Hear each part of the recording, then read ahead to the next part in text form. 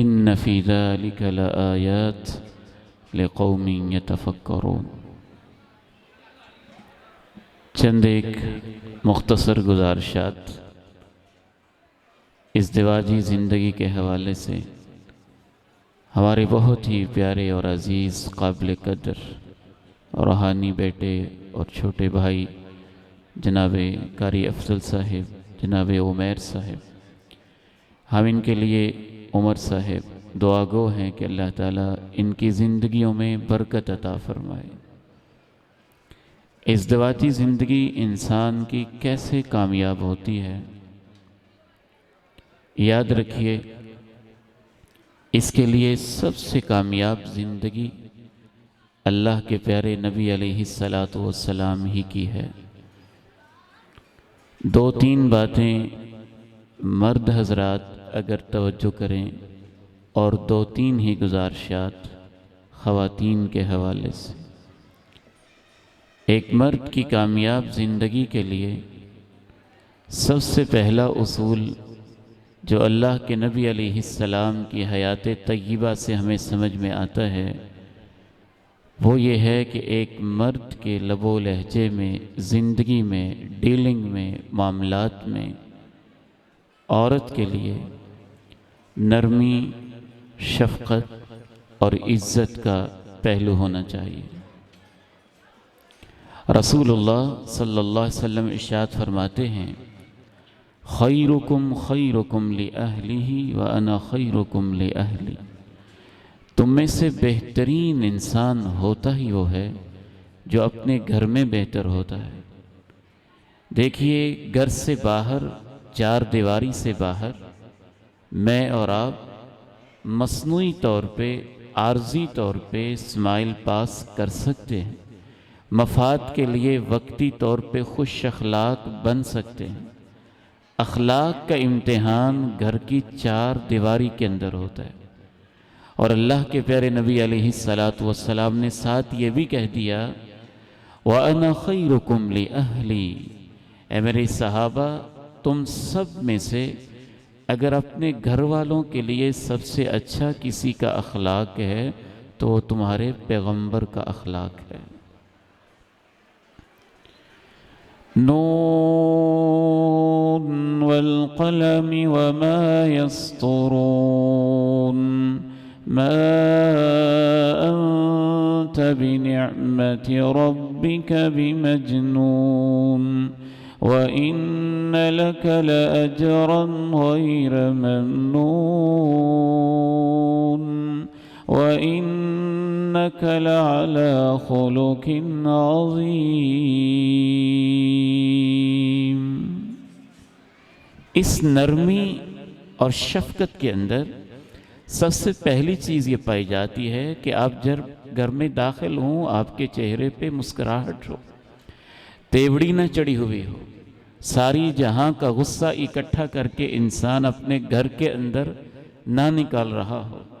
اس نرمی اور شفقت کے اندر دوسری چیز ہے اس کے لہجے کے اندر مٹھاس ہو، حلاوت ہو، شیرینی ہو، نرمی ہو، گداز ہو، اور یہ چیز باقاعدہ طور پہ پائی جاتی ہے۔ اس نرمی اور شفقت کے اندر تیسرا پہلو یہ بھی ہے کہ اس کو کام کہنا ایک عورت کے لیے آسان ہو، وہ اس کے سامنے اپنے معافی ضمیر کا بغیر جھجک کے، بغیر ڈر کے، بغیر خوف کے اظہار کر سکتی ہو۔ ماں جی عائشہ رضی اللہ تعالی عنہا سے پوچھا گیا اللہ کے پیارے نبی علیہ السلام گھر میں کیسے رہتے تھے؟ فرمایا یحلب شاتہ ویقصف نعلہ ویخیط ثوبہ۔ جس طرح سے تم میں سے کوئی عام انسان اپنے گھر میں رہتا ہے، دونوں جہانوں کے سردار اپنے گھر میں ایسے ہی رہتے تھے۔ اگر کسی کپڑے کو سلائی لگانی ہوتی تو آپ دھاگے کی سلائی بھی لگا لیتے تھے، جوتے کو گانٹھنا ہوتا تو آپ گانٹھ لیتے تھے، بکری کا دودھ دھونا ہوتا تو آپ دھو لیتے تھے۔ تو سب سے پہلی چیز امام کائنات علیہ السلام کی حیات طیبہ اور آپ کی زندگی سے یہ معلوم ہوتی ہے کہ ایک شوہر کے اندر نرمی، شفقت، محبت، گداز، اپنائیت اور یہ پہلو ہونے چاہیے۔ آپ نے یہاں تک کہہ دیا ما كان الرفق في شيء الا زانه ولن تزع من شيء الا شانه. جہاں نرمی آتی ہے وہاں زندگی کا حسن آ جاتا ہے، جہاں نرمی اٹھ جاتی ہے وہاں زندگی کا حسن اٹھ جاتا ہے. ہمارا دین تو فرعون کی طرف پیغمبر کو بھیجتے ہوئے کہتا ہے کہ نرمی کرو. جس گھر میں نرمی ہے اس گھر میں خیر ہے، جس گھر کے لہجے میں نرمی ہے اس گھر میں خیر ہے، کام کہنے میں نرمی ہے اس گھر میں خیر ہے، سمجھانے میں نرمی ہے اس گھر میں خیر ہے، ماں باپ میں نرمی ہے اس گھر میں خیر ہے، بچوں کے ساتھ نرمی ہے اس گھر میں خیر ہے. جس گھر سے نرمی اٹھ جاتی ہے شفقت اٹھ جاتی ہے.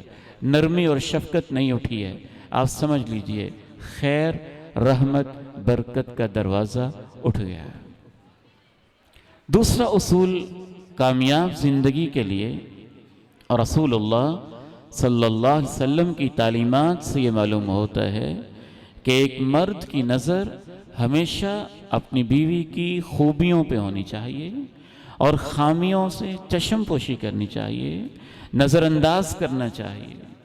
اگر ایک انسان ہمیشہ نیگیٹو ہی سوچتا ہے، ہر چیز کے اندر سے کیڑے ہی نکالتا ہے، ہر بات میں نکتہ چینیاں ہی کرتا ہے، ہر کھانے کے اندر عیب ہی نکالتا ہے، ہر روٹی کے اندر اسے کوئی کمی ہی نظر آتی ہے، چال ڈھال کے اندر نقص ہی نظر آتے ہیں، ایک ایک چیز کے اندر اسے عیب ہی عیب دکھائی دیتے ہیں، تو اس کی مثال اس گندی مکھی کی طرح ہے جو ہمیشہ گند کے اوپر بیٹھتی ہے، نہ پھول دیکھتی ہے، نہ سجاوٹ دیکھتی ہے، نہ مہک دیکھتی ہے، نہ نخلستان و گلستان دیکھتی ہے. وہ بڑی محفل میں ایک جوہر تالاب اور گندگی دیکھتی ہے اور اس کے اوپر بیٹھ جاتی ہے. اور اگر ایک انسان ہمیشہ خوبیوں پہ نظر رکھتا ہے تو اس کی زندگی میں ایسا حسن آتا ہے جیسے شہد کی مکھی کے اندر حسن آتا ہے کہ اس کی اچھی سوچ کی وجہ سے اس کے پیٹ سے نکلنے والی اللہ رب العزت میٹیریل اور مواد کو بھی اللہ شہد بنا کے انسانوں کے لیے شفا کا ذریعہ بنا دیتا ہے. یہ اصول میرا بتایا ہوا نہیں ہے، اللہ کے پیارے نبی علیہ السلام کا بتایا. آپ نے ارشاد فرمایا لا يفرق مؤمن مؤمنا ان کرہ منہا خلقا رضی منہا آخر. میرا کلمہ پڑھنے والا کوئی مسلمان خواہ مخواہ اپنی بیوی سے بغض اور نفرت نہ کیا کرے، اگر اس کے اندر ایک بری عادت ہوگی تو اس کے اندر بہت ساری خوبیاں اور اچھائیاں بھی ہوں گی. حقیقت یہ ہے کہ جن مردوں کی عادت ہوتی ہے ہمیشہ نکتہ چینی کرتے ہیں، صرف ایک گھنٹے کے لیے اگر وہ یہ فہرست بنائیں کہ میرے اندر کون کون سی خامیاں ہیں، تو جب انسان اپنی خامیوں کو دیکھتا ہے تو پھر انسان کو پتہ چلے گا کہ سب سے زیادہ خامیاں تو میرے اندر پائی جاتی ہیں. تیسری اور آخری بات اس حوالے سے، ایک مرد کے لیے جو اصول ہمیں دین اسلام سے سمجھ میں آتا ہے کہ اس کا تعلق نبھانا، وفا کرنا اور یہ نیت رکھنا کہ ہم نے زندگی میں وفا سیکھی ہے اور اینڈ تک وفا کرنی ہے. امام کائنات علیہ السلام سے زیادہ انسانی تاریخ نے کوئی وفادار شوہر نہیں دیکھا ہے. ماجی عائشہ رضی اللہ تعالی عنہ کہتی ہے کہ سیدہ خدیجہ طاہرہ رضی اللہ تعالی عنہ جب اللہ کو پیاری ہو گئی تھی تو تب بھی اللہ کے نبی علیہ السلام قدم قدم پہ ماجی خدیجہ کا تذکرہ کرتے تھے. حتیٰ کہ ماجی عائشہ کہتی ہیں کہ کبھی گھر کے اندر بکری ذبح ہوتی تو سیدنا انس رضی اللہ تعالیٰ عنہ کہتے ہیں کہ آپ مجھے کہتے کہ فلاں فلاں گھر کے اندر دے آؤ. اللہ کے نبی علیہ السلام صرف اپنی زوجہ مطہرہ ہی نہیں، ان کے رشتہ دار، ان کے ملنے والے، تعلق والے، ان کو بھی عزت اور احترام کی نگاہ سے دیکھا کرتے. بھری محفل میں آپ سے پوچھا جاتا ہے سب سے زیادہ محبت آپ کو کس سے ہے؟ امام کائنات نام لے کے کہتے ہیں عائشہ سے ہے. پوچھا جاتا ہے اس کے بعد کس سے ہے؟ کہتے عائشہ کے ابو سے ہے۔ مردوں میں سے کس سے ہے؟ کہتے عائشہ کے ابو سے ہے۔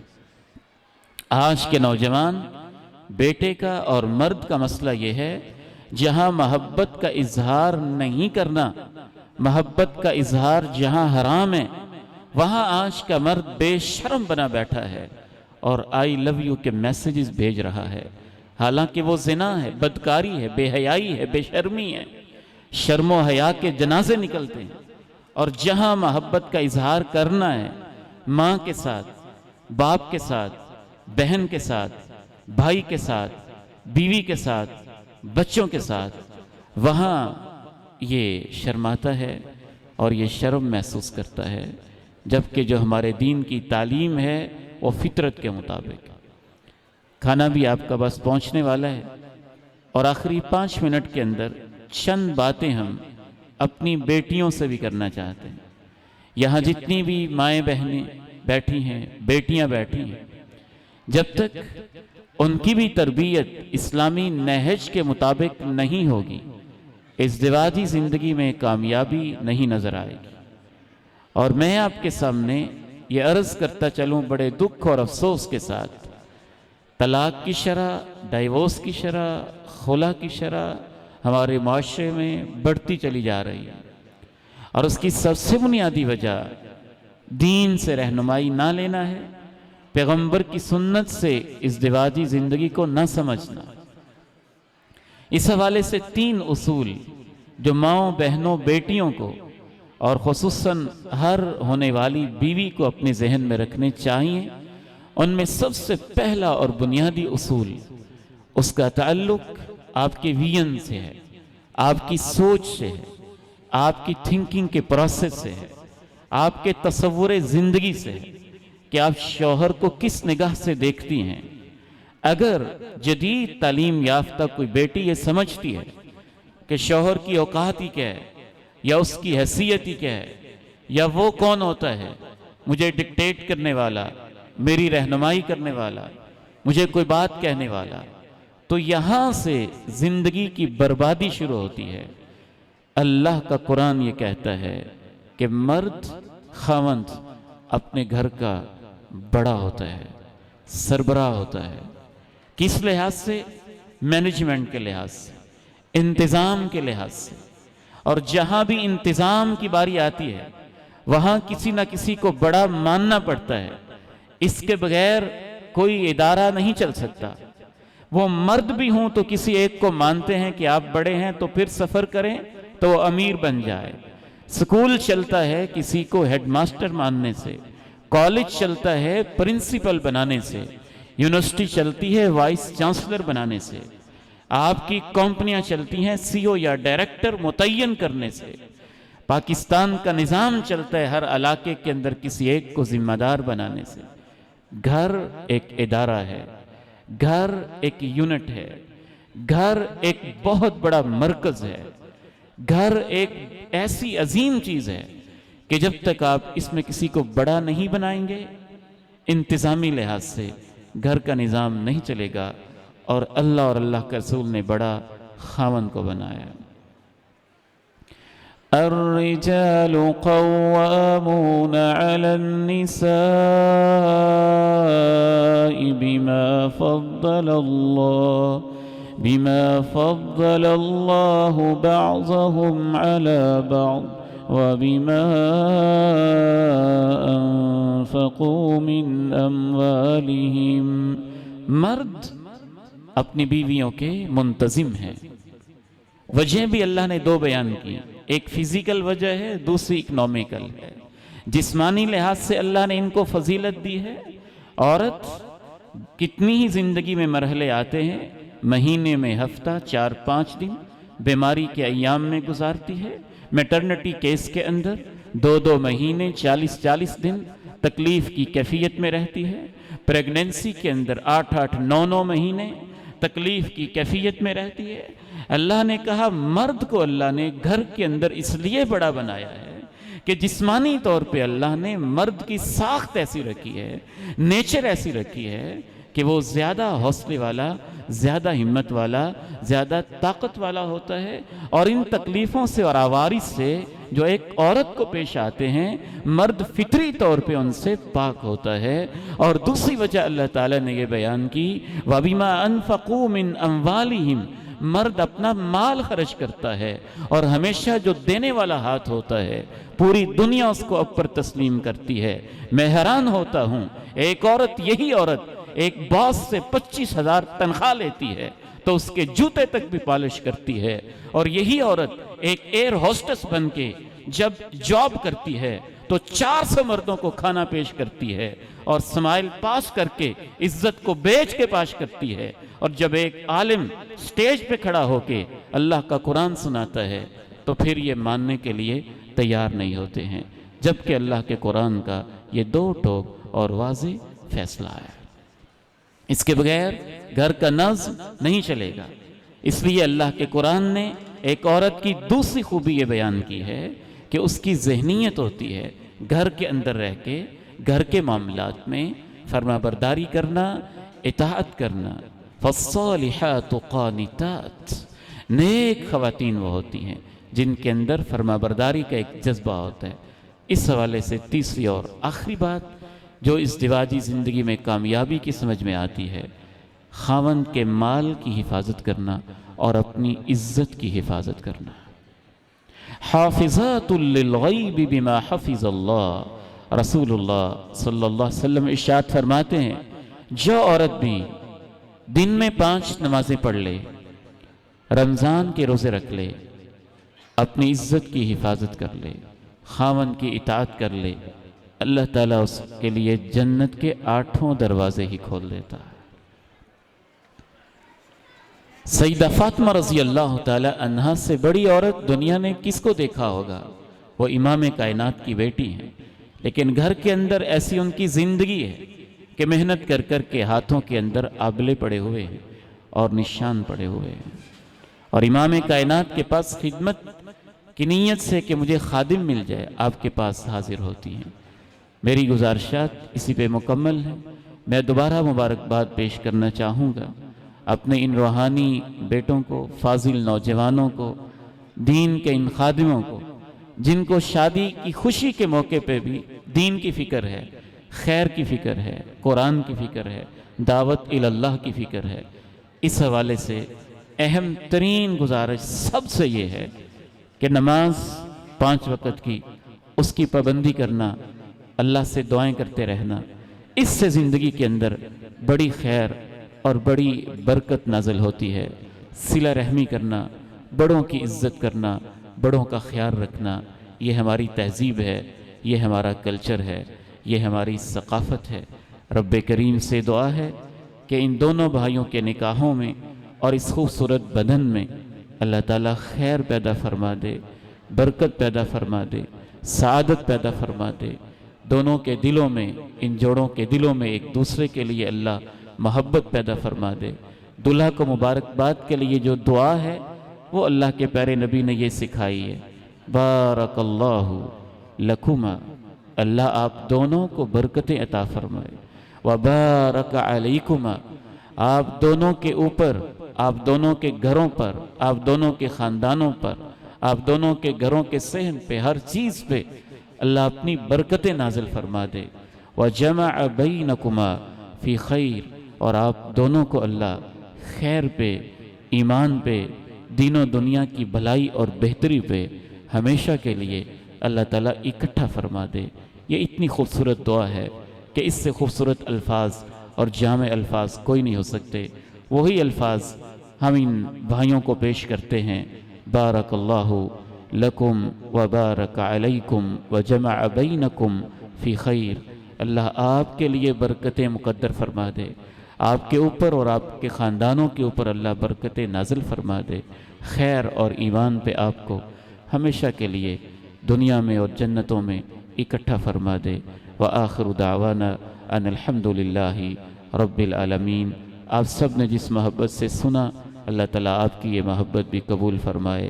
وآخر دعوانا ان الحمدللہ رب العالمین۔ دعائے خیر کرتے یا رب لک الحمد کما ينبغی لجلال وجهک ولعظیم سلطانک اللهم صل على محمد وعلى آل محمد كما صليت على إبراهيم وعلى آل إبراهيم إنك حميد مجيد اللهم بارك على محمد وعلى آل محمد كما باركت على إبراهيم وعلى آل إبراهيم إنك حميد مجيد ربنا ظلمنا أنفسنا وإن لم تغفر لنا وترحمنا لنكونن من الخاسرين اے میرے مولا سونے کریم اللہ، ہم بیٹیوں والے بیٹھے ہوئے ہیں، ہم جانتے ہیں بیٹیوں کے لیے نئے گھروں میں آباد ہونا اور والدین کے لیے اپنی جوان بیٹیوں کو پیار دے کے اپنے گھروں سے الوداع کرنا کتنا مشکل مرحلہ ہوتا ہے۔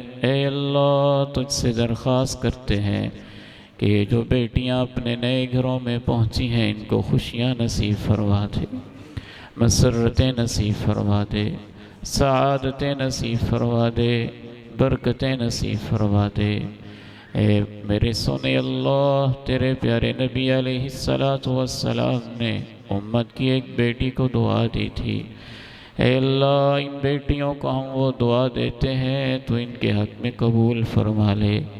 اللہم صب علیہا الخیر صبا صبا ولا تجعل عیشها کدا کدا۔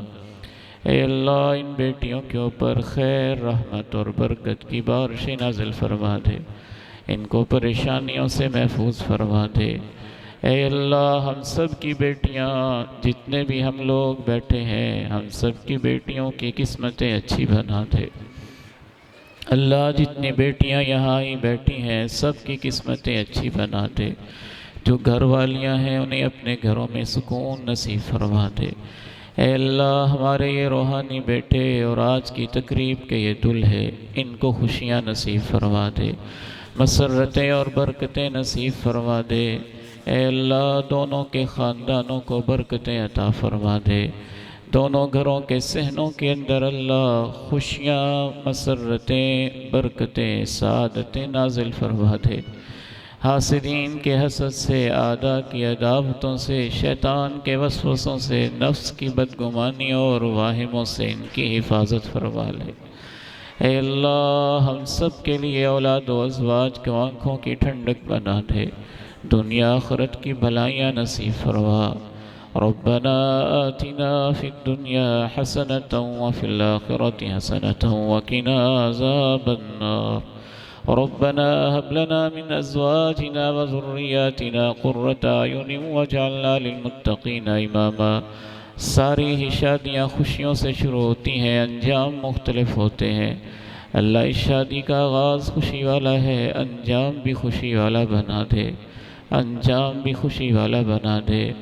آغاز خیر والا ہے، انجام بھی خیر والا بنا دے۔ آغاز برکت والا ہے، انجام بھی برکت والا بنا دے۔ اللہم احسن عاقبتنا فی الامور کلہا واجرنا من خزی الدنیا وعذاب الآخرہ۔ اللہ اس ولیمے کو، اس تعلق کو، اس نکاح اور شادی کو نیک خاندان کی بنیاد بنا دے، نیک اور صالح خاندان کی بنیاد بنا دے۔ اے میرے مولا ہم سب کی پریشانیاں دور فرما دے، بیماریاں دور فرما دے۔ فلسطین کے مظلوم مسلمانوں کی مدد فرما دے، فلسطین کے مظلومین کی مدد فرما دے، فلسطین کے مظلومین کی مدد فرما دے، ہمارے حال پہ رحم فرما دے۔ ربنا آتنا فی الدنیا حسنة وفی الآخرة حسنة وقنا عذاب النار۔ سبحان ربک رب العزة عما یصفون وسلام علی المرسلین والحمد للہ رب العالمین۔